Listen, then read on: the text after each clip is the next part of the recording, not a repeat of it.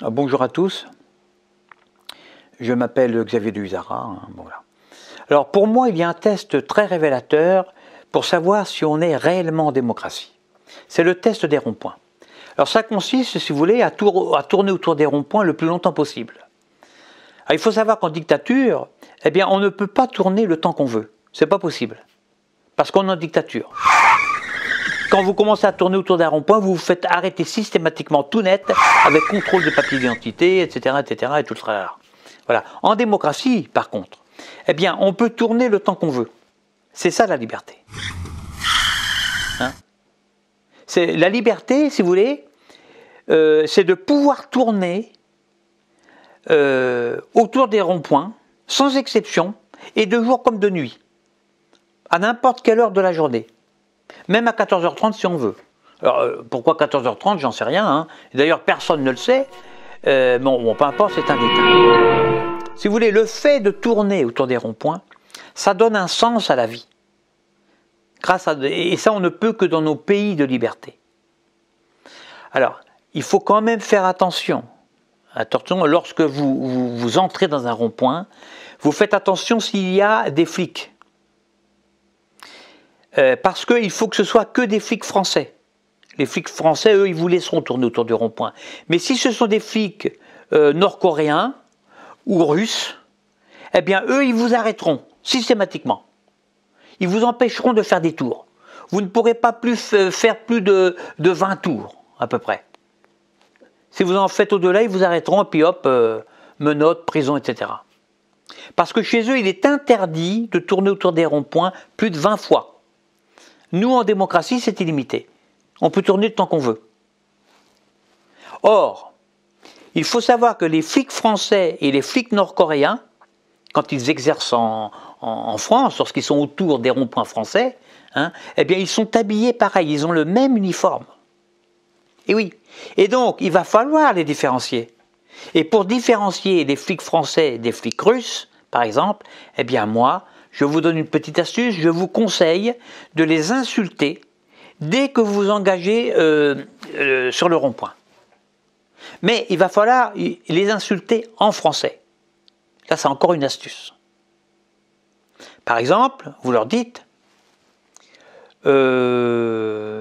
putain de keuf, je vous nique tous d'un coup, par exemple. Voilà. Puis vous leur expliquez, hein, à travers votre fenêtre, comme ça, hein, que ça ne vous dérange pas de les niquer, que vous pouvez les niquer un à un, même s'ils sont 10, 20, 30. Vous, ça ne vous dérange pas du tout. L'important, si vous voulez, c'est de leur faire comprendre que vous pouvez les niquer sans problème. Vous en avez la possibilité. Vous pouvez le faire si vous voulez. Hein?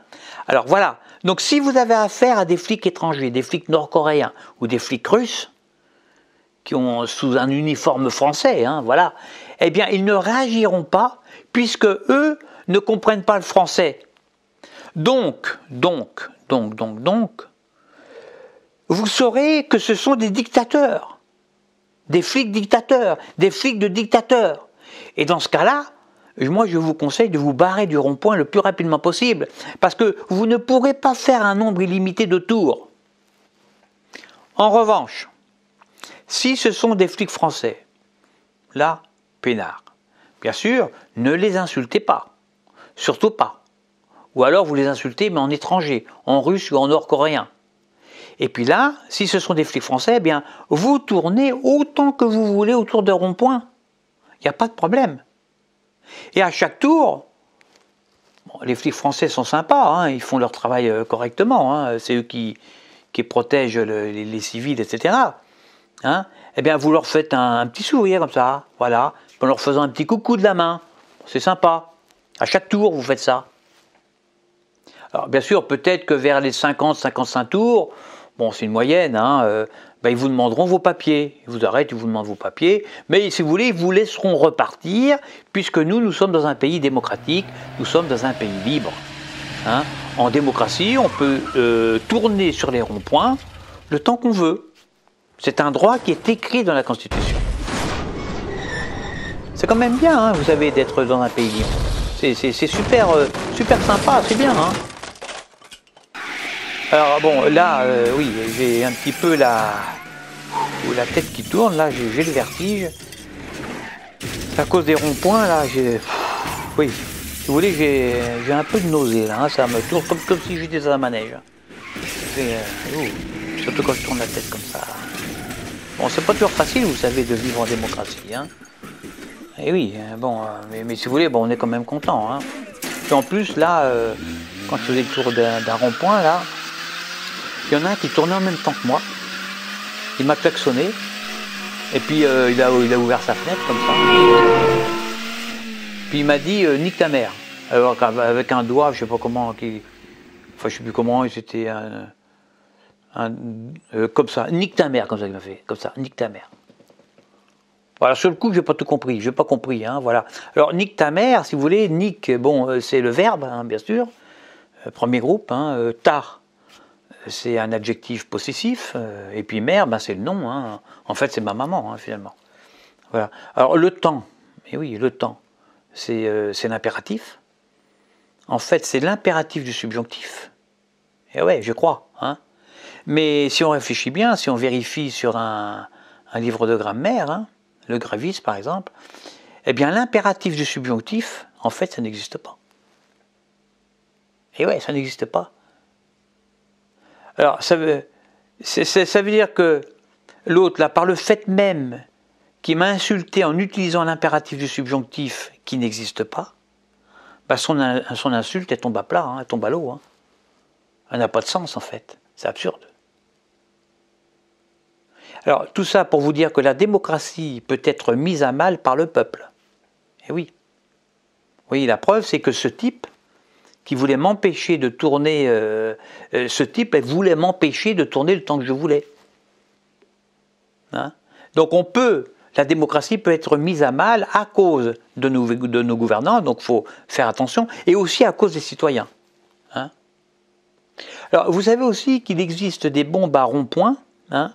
Ce sont des bombes qu'on envoie en Corée du Nord, par exemple, et qui ont la particularité, au moment où elles explosent, de fabriquer des ronds-points automatiquement, en un clin d'œil. C'est super, ça. Alors, en Corée du Nord, il n'y a pas un seul rond-point.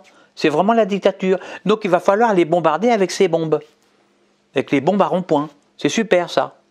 Et les Américains envisagent de créer comme ça des ronds-points au milieu de toutes les grandes villes des grandes dictatures, au niveau de la planète. Alors, ils se sont déjà entraînés avec Nagasaki, Hiroshima, c'était, si vous voulez, leurs premiers essais, en fait.